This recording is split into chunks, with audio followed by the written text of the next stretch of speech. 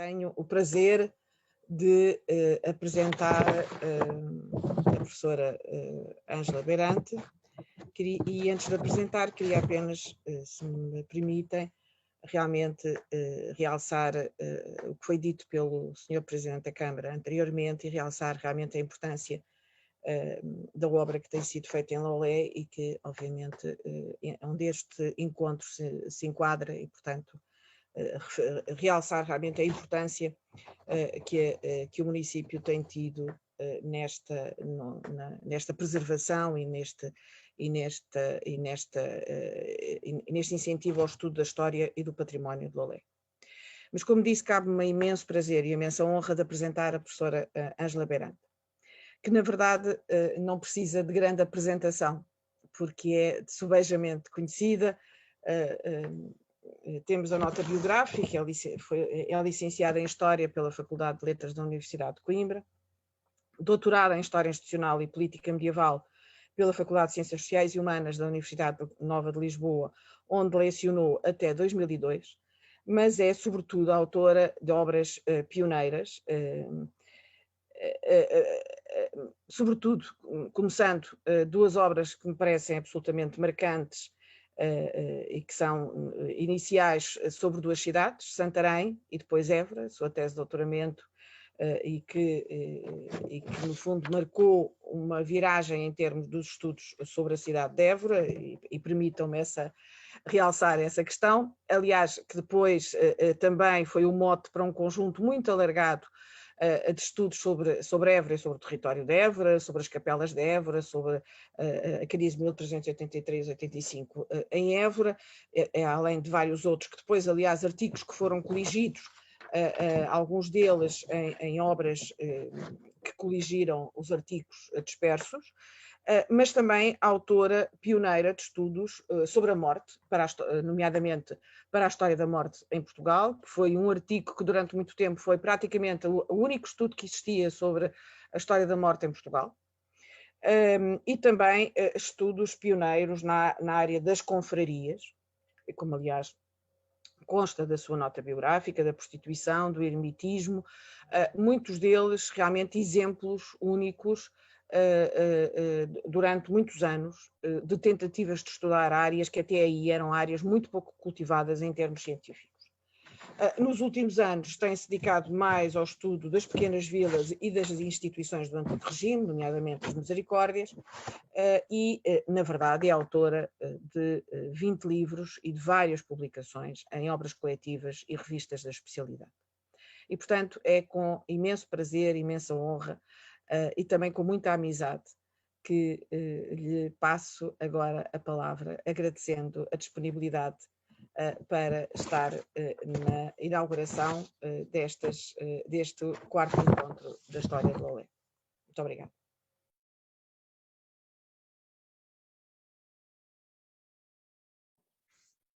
Saúdo a todos.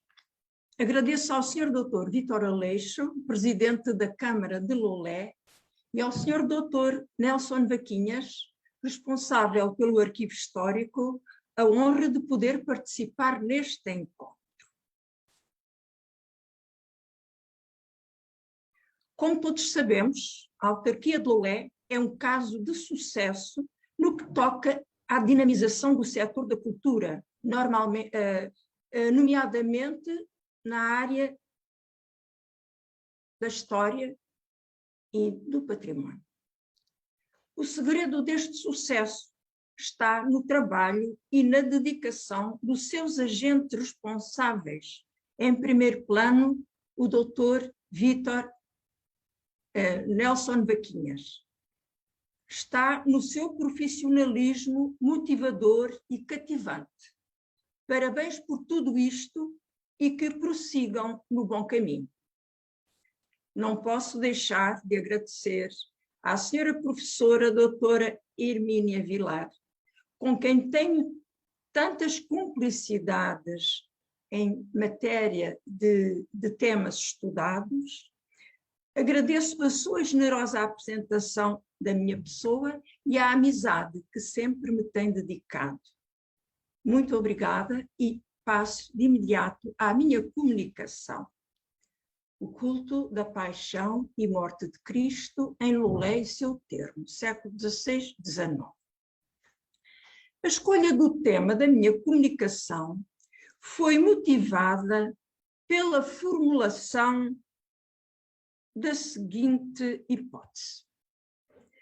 A profunda devoção que os loletanos dedicam a Nossa Senhora da Piedade só pode ser o resultado de uma vivência multissecular do culto da paixão de Cristo, em que a imagem da Pietà é a figura central. A pesquisa que realizei confirmou cabalmente aquela hipótese. As fontes primárias que me permitiram fazer um rastreio deste culto em terras loletanas são essencialmente de natureza arquivística, tanto inéditas como publicadas, como é o caso dos inesgotáveis textos das visitações.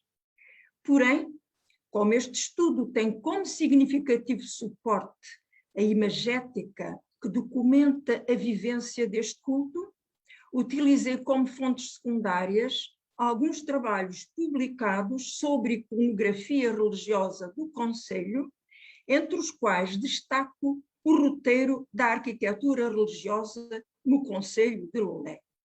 Isto porque as imagens falam.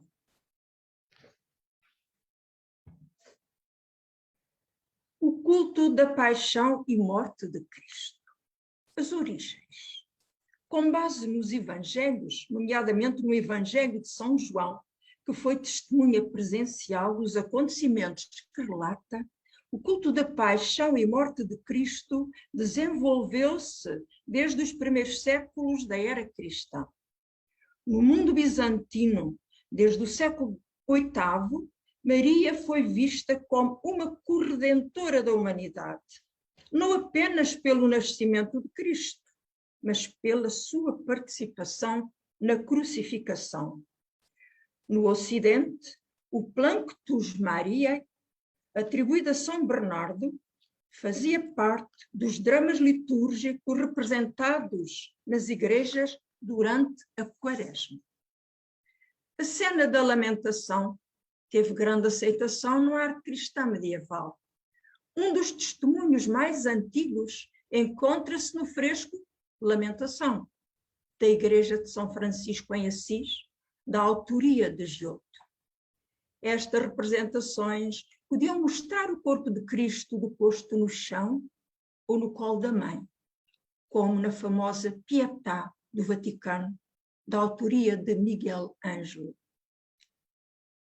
Cumpre, no entanto, lembrar que só nos evangelhos apócrifos é possível encontrar a imagem da Virgem com o cadáver de Cristo no regaço.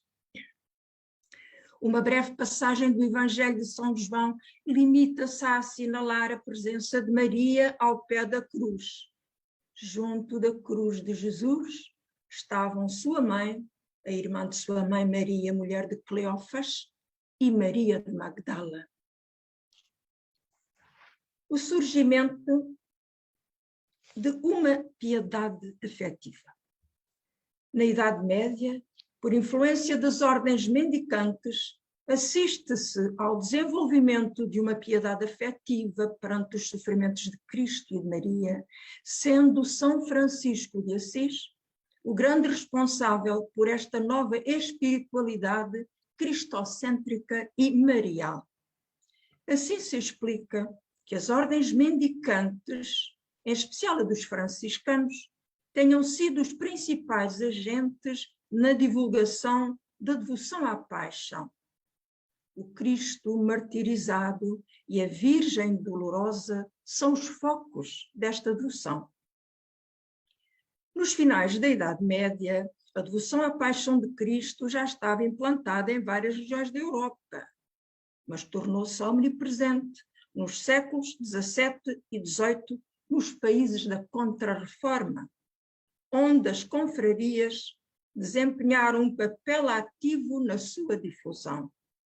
Não apenas as confrarias penitenciais, centradas na paixão de Cristo, mas também as confrarias ditas devocionais, dedicadas ao culto da Virgem e dos santos, incluindo as novas confrarias do Santíssimo, das Almas e outras, implementadas pelo Concílio de Trento e tidas pelas autoridades eclesiásticas como meio eficaz de luta contra o protestantismo.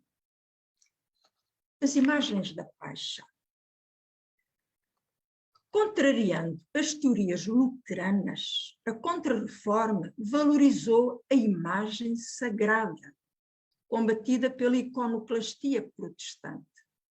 As imagens da Paixão tinham como objetivo facilitar um encontro direto e empático com o sofrimento de Cristo. E o sangue tornou-se um elemento iconográfico quase obrigatório nas representações da Paixão. O culto à Virgem. A Contra-Reforma implementou o culto à Virgem. A devoção à Virgem encontra o seu suporte familiar em imagens que tanto podem ser de glória como de dor. Para o tema aqui tratado, interessam-nos principalmente as de dor, que correspondem a invocações como Senhora da Piedade, das dores, da soledade, do pranto, da amargura, das angústias. Procissões da Semana Santa. No período pós-tridentino, as confrarias foram agentes dinamizadoras das procissões da Semana Santa, que se mantêm vivas nos países de tradição católica, como é o caso de Itália, Espanha e Portugal, sem esquecer os países nascidos das respectivas colonizações. Segundo Sánchez Herrero, na origem das procissões da Semana Santa estão as procissões de penitência realizadas por confrarias penitenciais ou de flagelantes. Os seus confrades imitavam os dores de Cristo por meio de uma penitência pública que se concretizava na autoflagelação durante uma procissão de penitência num dia da Semana Santa. Esta prática já estava espalhada por toda a Espanha antes de Trento e despertava alguma suspeita por parte de certos teólogos e bispos que procuraram atalhar os excessos destas procissões de sangue. Mesmo assim, o modelo teve grande êxito e o clima pós-tridentino acabou por potenciar esta prática processional. Com o avançar do tempo, o aparato visual das procissões da Paixão foi-se diversificando, tendo adquirido uma teatralidade barroca. O culto da Paixão no Lolé medieval e quinhentista. Imediatamente a seguir à reconquista da vila, os vencedores fundaram, talvez sobre a mesquita muçulmana, a primeira igreja de Lolé dedicada a São Clemente.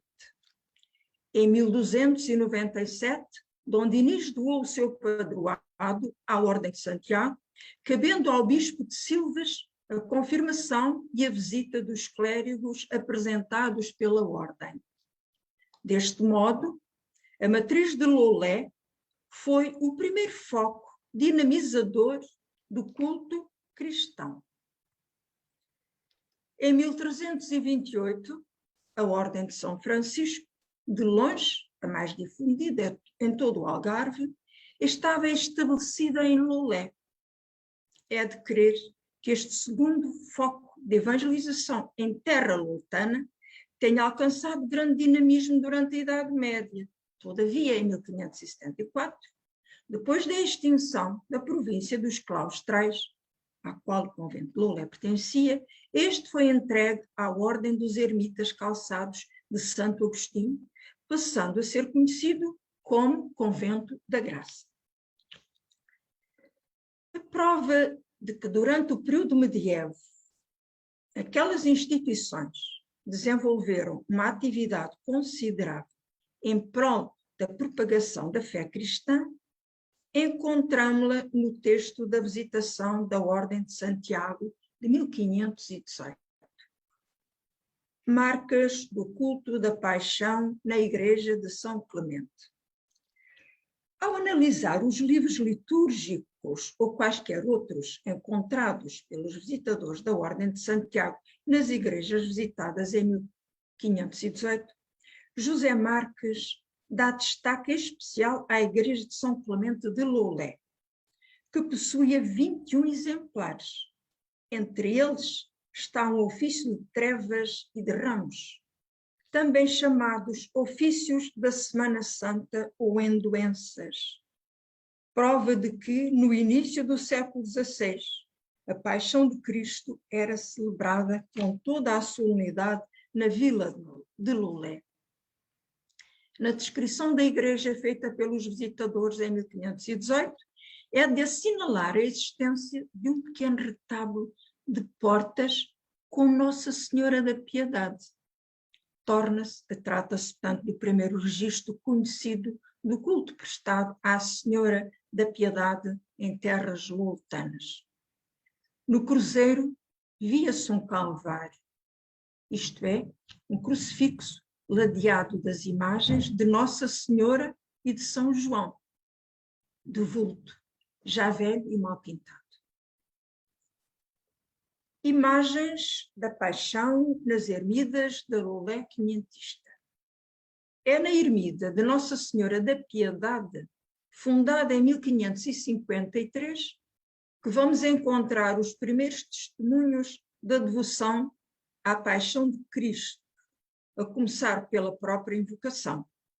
No retábulo da Capela Mor estava a imagem de Nossa Senhora da Piedade de vulto e junto do altar, entre duas tábuas a modo de retábulo e neles pintados os martírios de Cristo. A ermida de Ferrobilhas, que já existia anteriormente, mas foi reconstruída no século XVI pelos mariantes e armadores, continha também um elemento revelador de devoção passionista.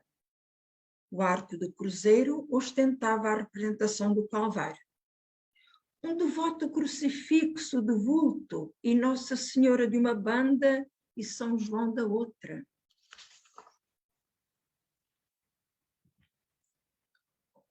O culto e vivência da paixão na Loulé do Antigo Regime. Passarei em revista diversas instituições religiosas de Loulé, algumas das quais vêm do século XVI, a fim de compreender o seu papel no culto da paixão e o lugar que este ocupava na vivência religiosa e social da vila do Antigo Regime.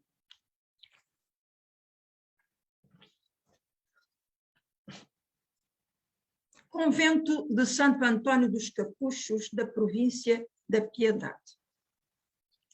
O convento de franciscanos capuchos, que se instalou em 1546 nos arredores de Loulé, representa a tendência mais rigorosa e despojada da ordem franciscana, saída da reforma da ordem que teve lugar nos últimos anos de 400. Apesar da sua estrita observância, os padres capuchos saíam regularmente do convento, não só para pedir esmola, mas também para pregar, estando a sua atividade como pregadores na vila de Loulé e seu termo, documentada desde o século XVI.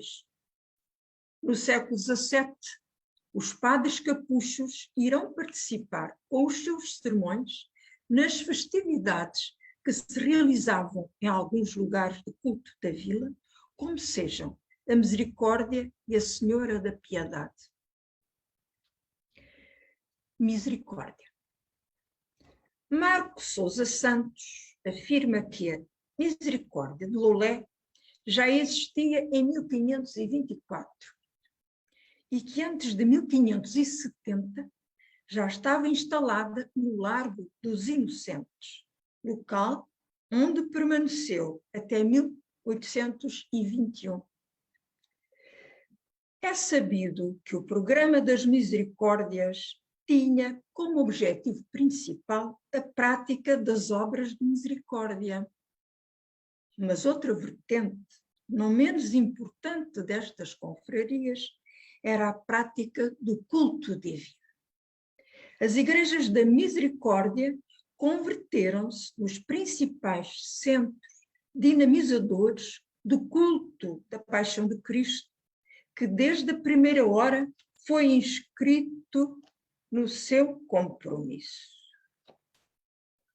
A obrigatoriedade de todos os irmãos participarem na procissão dos penitentes que se realizava na quinta-feira de Endoenças à noite surge desde logo no primeiro compromisso da Misericórdia de Lisboa, 1500, portanto, o primeiro que se vai repetir nos compromissos sucessivos.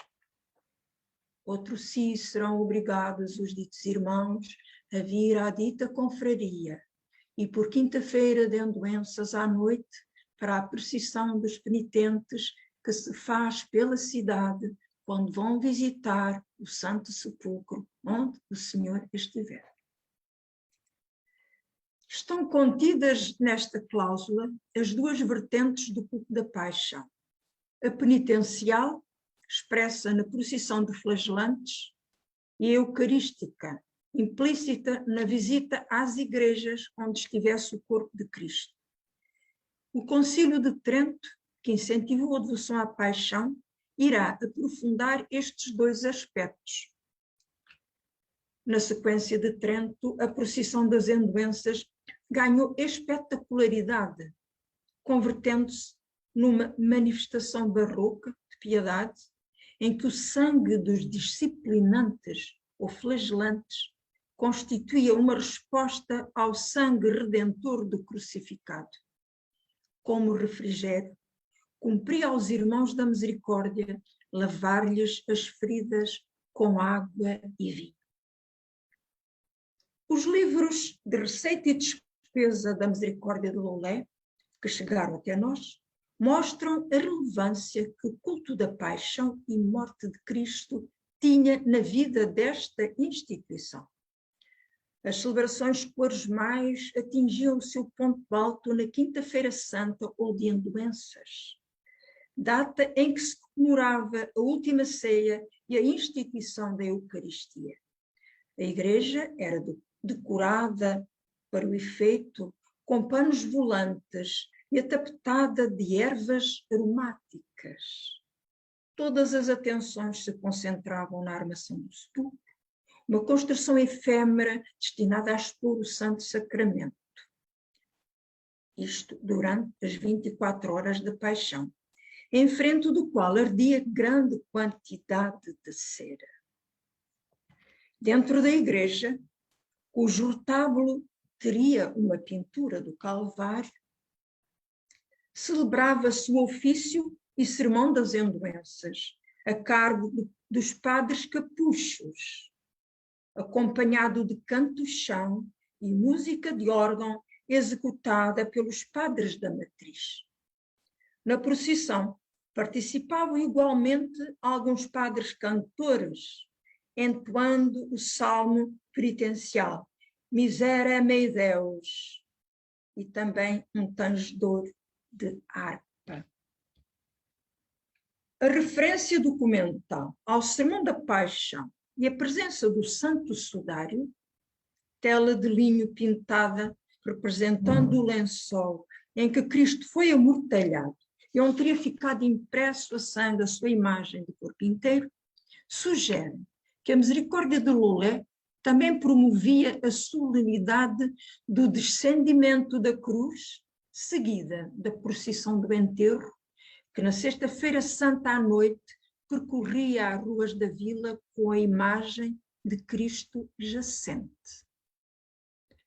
O facto de, nas últimas décadas do século XVII, a Misericórdia administrar a Capela dos Santos Passos, sede da confraria da mesma invocação, permite-nos supor que, por essa época, a Misericórdia também promovia a procissão dos Santos Passos, que tinha lugar na segunda sexta-feira da Quaresma. Continuando este capítulo, o culto e vivência da paixão na Lolé do Antigo Regime, passemos à ermida de Nossa Senhora da Piedade. É quase certo que a fundação da ermida de Nossa Senhora da Piedade de Lolé, em meados de 500, por um casal de gente comum, foi fruto da influência dos franciscanos capuchos, recentemente instalados nos arredores da vila, e traduz o pendor ascético e a devoção à Virgem da Paixão destes frades de rigorosa observância. A escolha do lugar, no alto, sobranceira à vila de Lolé e ao convento, revela também uma atitude ao mesmo tempo ascética e protetora. É com base em 2 livros de receita e despesa da Confraria de Nossa Senhora da Piedade, guardados no Arquivo Distrital de Lolé, que podemos entrever a vida da instituição nos séculos XVII e XVIII.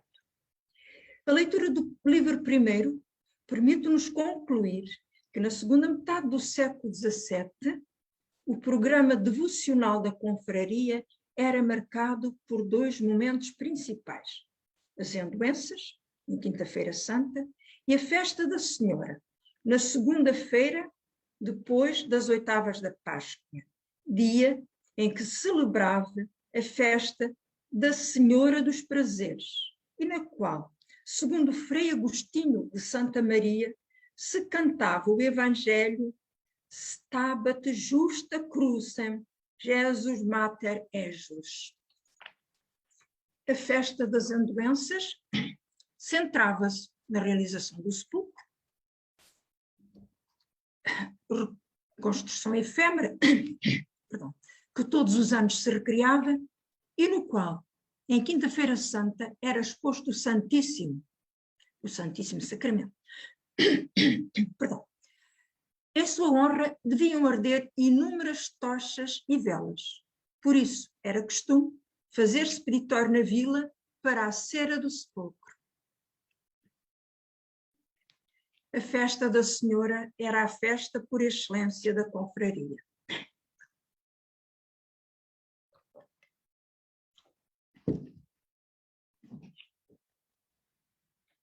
A igreja devia ser armada, isto é, decorada a preceito. Para revestimento das paredes, mandavam vir de Faro panos de seda e volantes alugados.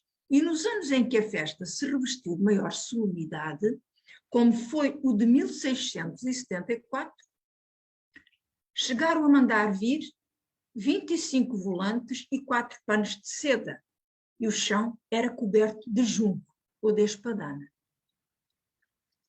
Na véspera desse dia, os clérigos da matriz cantavam as vésperas em canto-chão e voltavam a cantar na missa da festa, em que tinha lugar o canto de órgão e o tanger da harpa. O sermão era invariavelmente proferido por um padre capuz. Além do pagamento de todos estes serviços, os músicos podiam eventualmente ser mimoseados com oferta de confeitos.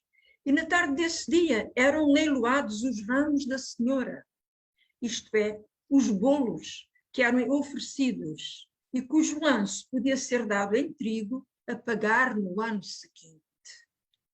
Como vemos, era uma festa religiosa e popular, que não constava de procissão. A casa da Senhora era, acima de tudo, um lugar de acolhimento e chegada, maiormente de romeiros, que ali vinham rezar e cumprir as suas promessas. Curiosamente, a ermida também podia ser visitada por outras imagens sagradas, que vinham em procissão e permaneciam na igreja durante algum tempo e onde eram veneradas com abundante luminária. Talvez o Senhor da Capela dos Santos Passos, na Igreja da Misericórdia, visitasse a Senhora, pois no ano de 1671 refere-se que o Senhor da Misericórdia esteve na casa da Virgem. E como forma de sacralizar o espaço e de anunciar aos peregrinos que estavam prestes a atingir o término do seu caminhar, em 1673, a confraria mandou levantar, nas proximidades da ermida, uma grande cruz de pedra. A avaliar pelos registros do livro 2, podemos constatar que na segunda metade do século XVIII, as receitas da confraria aumentaram para o dobro, o que se deve ao facto de se terem diversificado as suas fontes de rendimento. Em contrapartida, assiste-se ao aumento de despesas com obras, a começar pelas de reconstrução da igreja após o terremoto de 1755, seguidas de uma campanha de enriquecimento artístico que teve lugar durante as décadas de 50 e 60 do mesmo século e se iniciou com a construção de um novo retábulo de talha dourada. Trabalharam nela artistas de reconhecido mérito, como o escultor João da Costa Amado e principalmente o pintor Diogo de Sousa Sar. Seguiu-se uma intensa campanha de obras em que trabalharam mestres canteiros e pedreiros que fizeram o lajeado do adro, levantaram as paredes em volta dele até à Cruz Grande, assentaram os degraus e fizeram a calçada por baixo da cruz. Centrando-nos agora nas festividades tradicionais do santuário, em doenças e festa da Senhora, somos levados a concluir que entre o século XVII e a segunda metade do XVIII ocorreram algumas alterações relevantes. Em relação às endoenças, a grande alteração tem a ver com a ausência do sepulcro, o que significa que o Santíssimo passou a ser exposto sobre a tribuna do altar, cujas primeiras notícias são do ano 1759. A festa da Senhora, embora tenha seguido o modelo anterior, perde alguma solenidade, visto que deixa de ter a participação da música instrumental, mantendo apenas a música vocal. Também a armação da igreja sofreu alterações significativas, porque as inúmeras obras de embelezamento do templo tornaram desnecessário o revestimento, e até prejudicial, o revestimento das paredes com panos de seda e volantes alugados. A procissão continuava a estar ausente da festa da Senhora da Piedade, o que não significa que em ocasiões excepcionais a Senhora não pudesse sair de sua casa em procissão em direção à vila. Eram procissões rogatórias para implorar ao céu que mandasse chuva. Foi o que aconteceu no ano de 1772, por altura da grande seca que flagelou toda a região. Houve então que mandar a Faro buscar licença, certamente concedida pelo bispo, para que a Senhora pudesse sair da ermida. A licença foi concedida e sabemos por um registro posterior que a Senhora esteve na igreja matriz da vila durante algum tempo, onde recebeu várias esmolas. Prosseguindo, Ordem Terceira Secular de São Francisco. A Ordem Terceira Secular franciscana, fundada pelo próprio São Francisco, após um longo período de decadência, foi restaurada no século XVII, com o propósito de incentivar a espiritualidade no mundo laical, através dos exercícios espirituais e da oração. Chegou cedo a Portugal, no início do século XVII, e ganhou grande popularidade durante o Antigo Regime, não apenas em cidades, mas também em vilas. Nem sempre, aliás, sempre na dependência de um convento franciscano regular. A primeira notícia da presença de irmãos terceiros em Lolé, que então faziam as suas práticas e exercícios numa capela da Igreja de Nossa Senhora dos Pobres, data de 1684. Em 1717, os irmãos da Venerável Ordem Terceira de São Francisco pediram licença à Câmara para instalarem a sua capela na ermida de São Sebastião Extramuros, licença que lhes foi concedida. O fundo da Ordem Terceira de São Francisco de Lolé, que faz parte do arquivo da paróquia de São Sebastião, permite-nos conhecer esta agremiação, de longe a mais poderosa das instituições pias do concelho de Lolé, que estava em plena pujança no primeiro terço do século XIX. Abrangia os irmãos da vila, os irmãos da freguesia e termo e ainda as irmãs recolhidas no convento do Espírito Santo. A implantação da ordem nas próprias freguesias rurais teve inequívocos reflexos na vivência religiosa das populações, em particular no culto à paixão de Cristo.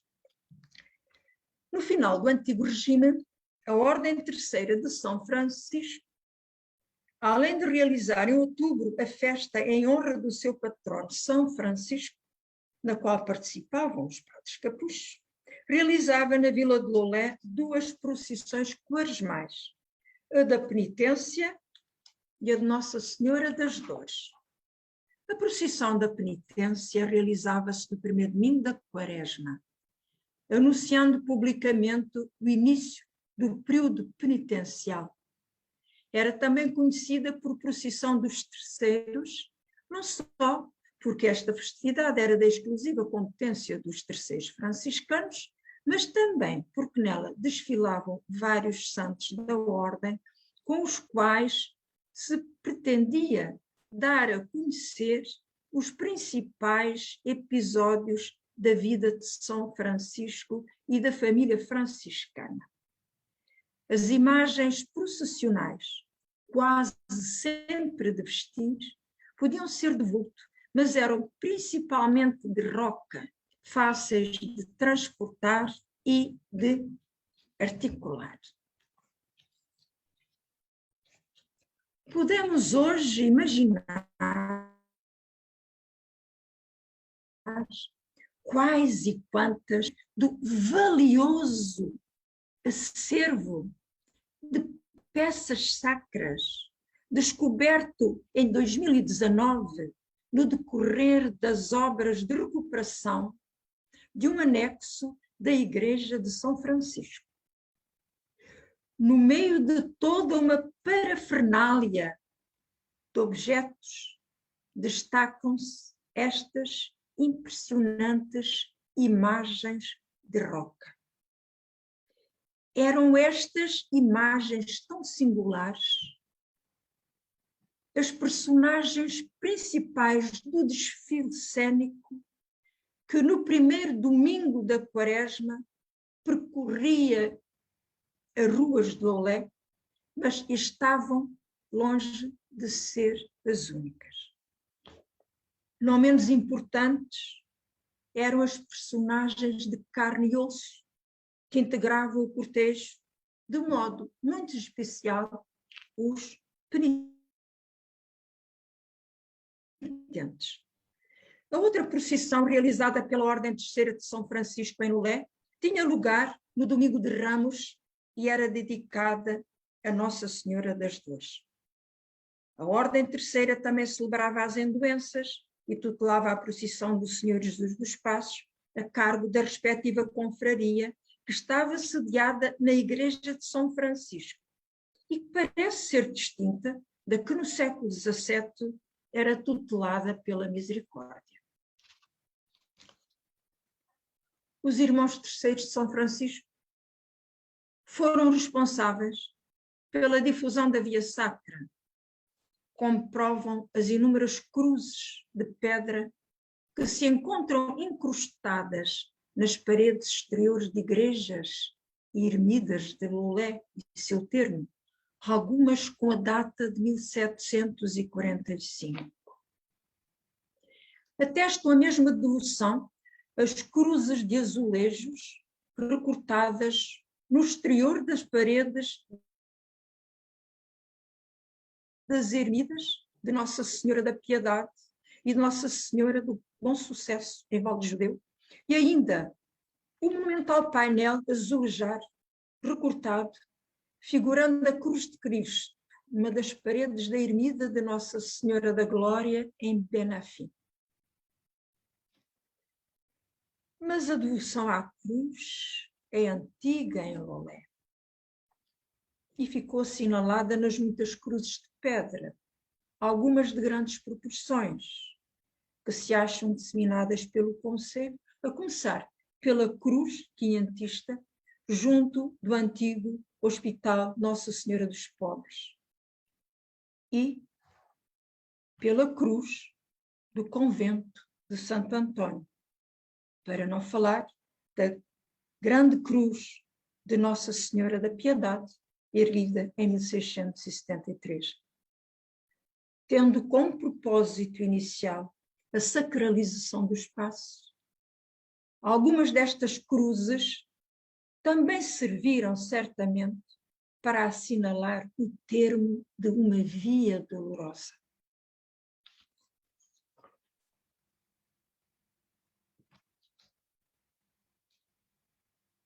A devoção à paixão de Cristo nas freguesias do termo de Loulé. Não podendo desenvolver os tópicos contidos neste quarto capítulo, não posso deixar de referir que a difusão do culto da paixão nas freguesias do termo de Loulé foi mais precoce nas freguesias de Salir e de Alte, estando documentado desde o início do século XVI. Limito-me a passar aqui algumas imagens que atestam a devoção à paixão nas diferentes freguesias do termo. São Sebastião de Salir. A ermida de Nossa Senhora do Pé da Cruz de Salir, erguida no século XVII, no século XVII, no sítio do castelo, e a imagem da Nossa Senhora do Pé da Cruz de Salir, dentro da mesma ermita. A igreja matriz de Alte, na qual se podem ver ainda os mistérios da paixão na fachada e que são referidos na visitação de 1518. Em 1565 já existia na igreja de Alte a Confraria de Jesus, em honra do Senhor crucificado. Foi esta confraria que no século XVIII deu origem à capela do Senhor crucificado, que temos na imagem. Além da representação do Calvário, contém a imagem do Senhor morto na urna do altar, na mesa do altar.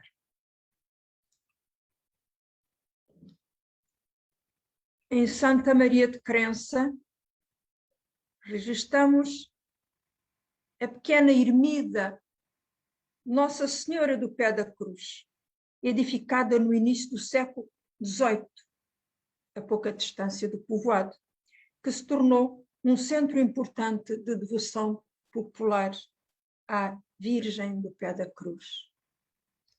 Lembro que a devoção à Senhora da Piedade, na versão Senhora do Pé da Cruz teve grande difusão no Algarve, isto nos séculos XVII e XVIII.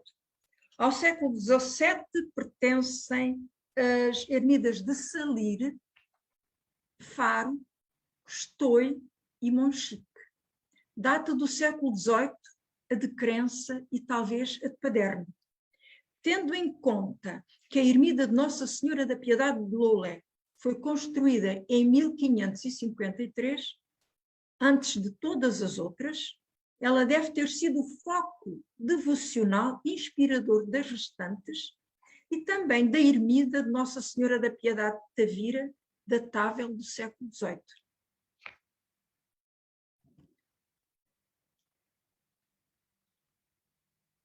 A igreja de São Sebastião de Bulicame, em 1755, ruiu com o terremoto.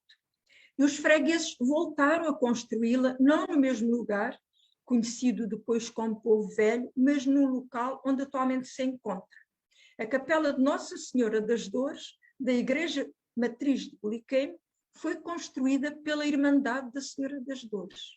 No banco do altar vê-se uma urna com a imagem do Senhor morto.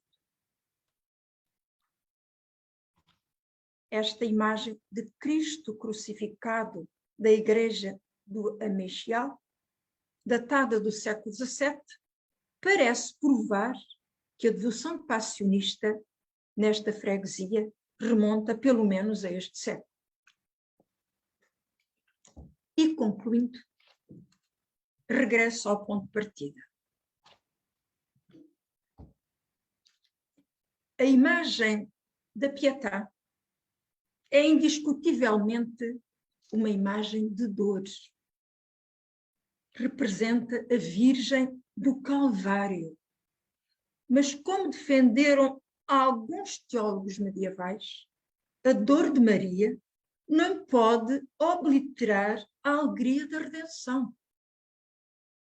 Talvez por isso, a festa da Senhora da Piedade de Loulé nunca se realizou na Quaresma, mas sim na segunda-feira, depois das oitavas da Páscoa, dia da Senhora dos Prazeres. Porém, na missa da festa, os clérigos celebravam as dores de Maria cantando o hino Stabat Mater Dolorosa. Obrigada pela vossa atenção. E deixo-vos com os primeiros acordes do Stabat Mater de António Vivaldi.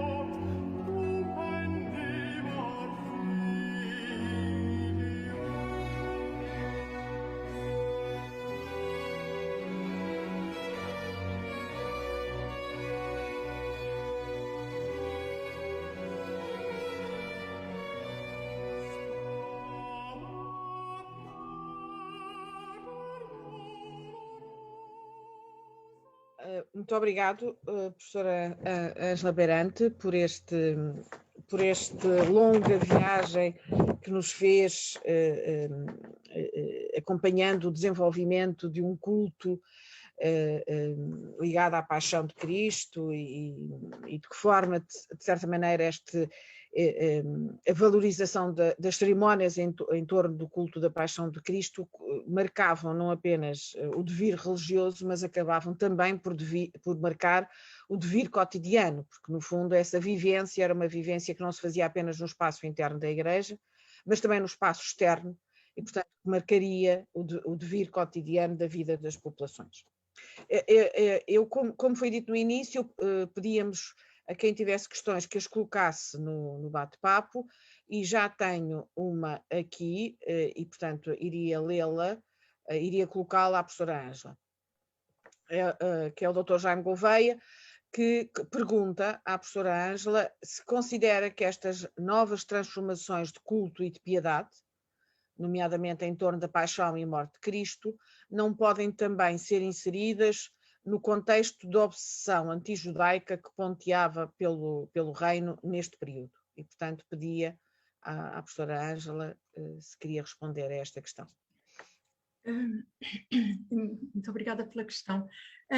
Confesso que nunca tinha feito essa conexão, não me ocorreu de facto essa ligação da atitude, portanto, da orientação deste culto da paixão frente aos desafios contra o judaísmo.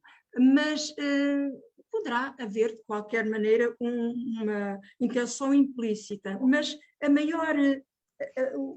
linha de batalha, o que me parece mais importante, é a batalha contra o protestantismo, ou seja, contra a reforma. O Concílio de Trento vai exatamente defender muitos dos aspectos em que a Igreja foi atacada pelo protestantismo. Desde logo a questão da imagem sagrada, desde logo a parte relativa